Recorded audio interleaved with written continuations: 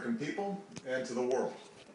The United States has conducted an operation that killed Osama bin Laden, the leader of Al-Qaeda, and a terrorist who's responsible for the murder of thousands of innocent men, women, and children. It was nearly 10 years ago that a bright September day was darkened by the worst attack on the American people in our history. The images of 9/11 are seared into our national memory. Hijacked planes cutting through a cloudless September sky, the Twin Towers collapsing to the ground, black smoke billowing up from the Pentagon, the wreckage of Flight 93 in Shanksville, Pennsylvania, where the actions of heroic citizens saved even more heartbreak and destruction. And yet we know that the worst images are those that were unseen to the world. The empty seat at the dinner table, children who were forced to grow up without their mother or their father, parents who would never know the feeling of their child's embrace, nearly 3,000 citizens taken from us, leaving a gaping hole in our hearts. On September 11th, 2001, in our time of grief, the American people came together. We offered our neighbors a hand, and we offered the wounded our blood. We reaffirmed our ties to each other and our love of community and country. On that day, no matter where we came from, what God we prayed to, or what race or ethnicity we were united as one American family. We were also united in our resolve to protect our nation and to bring those who committed this vicious attack to justice. We quickly learned that the 9/11 attacks were carried out by Al-Qaeda, an organization headed by Osama bin Laden, which had openly declared war on the United States and was committed to killing innocents in our country and around the globe. And so we went to war against Al-Qaeda to protect our citizens, our friends, and our allies. Over the last 10 years, thanks to the tireless and heroic work of our military and our counterterrorism professionals, we've made great strides in that effort. We've disrupted terrorist attacks and strengthened our homeland defense. In Afghanistan, we removed the Taliban government, which had given bin Laden and Al-Qaeda safe haven and support. And around the globe, we worked with our friends and allies to capture or kill scores of Al-Qaeda terrorists, including several who were a part of the 9/11 plot. Yet, Osama bin Laden avoided capture and escaped across the Afghan border into Pakistan. Meanwhile, Al-Qaeda continued to operate from along that border and operate through its affiliates across the world. And so shortly after taking office, I directed Leon Panetta, the director of the CIA, to make the killing or capture of bin Laden the top priority of our war against Al-Qaeda, even as we continued our broader efforts to disrupt, dismantle, and defeat his network. Then, last August, after years of painstaking work by our intelligence community, I was briefed on a possible lead to bin Laden. It was far from certain, and it took many months to run this thread to ground. I met repeatedly with my national security team as we developed more information about the possibility that we had located bin Laden hiding within a compound deep inside Pakistan.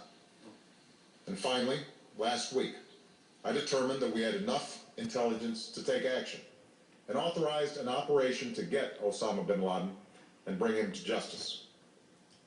Today, at my direction, the United States launched a targeted operation against that compound in Abbottabad, Pakistan. A small team of Americans carried out the operation with extraordinary courage and capability. No Americans were harmed. They took care to avoid civilian casualties. After a firefight, they killed Osama bin Laden and took custody of his body. For over 2 decades, bin Laden has been Al-Qaeda's leader and symbol, and has continued to plot attacks against our country and our friends and allies. The death of bin Laden marks the most significant achievement to date in our nation's effort to defeat Al-Qaeda. Yet his death does not mark the end of our effort. There's no doubt that Al-Qaeda will continue to pursue attacks against us.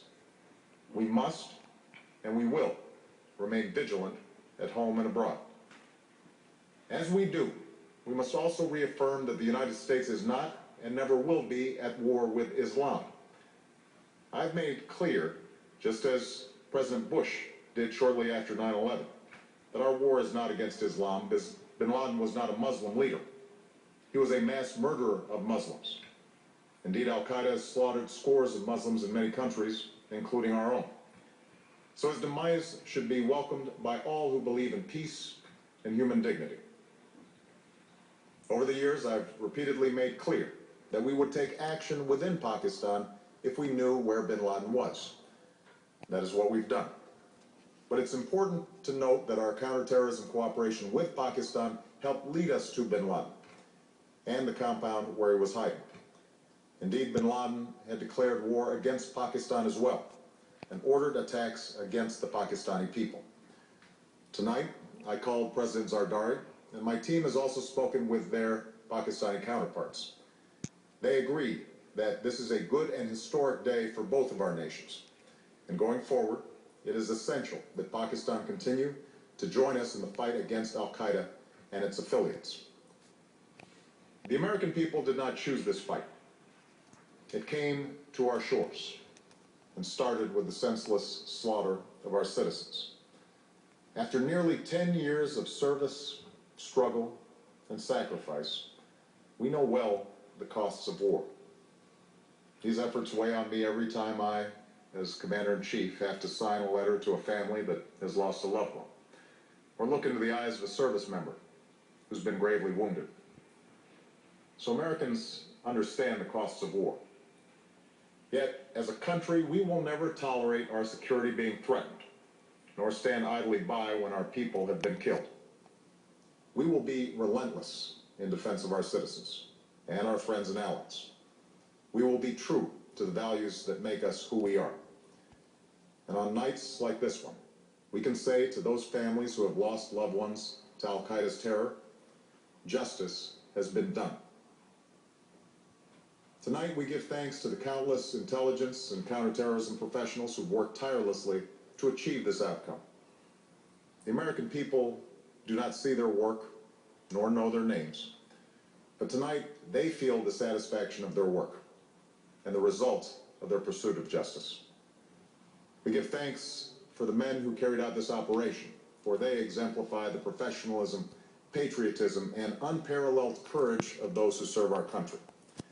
And they are part of a generation that has borne the heaviest share of the burden since that September day. Finally, let me say to the families who lost loved ones on 9/11 that we have never forgotten your loss, nor wavered in our commitment to see that we do whatever it takes to prevent another attack on our shores. And tonight, let us think back to the sense of unity that prevailed on 9/11.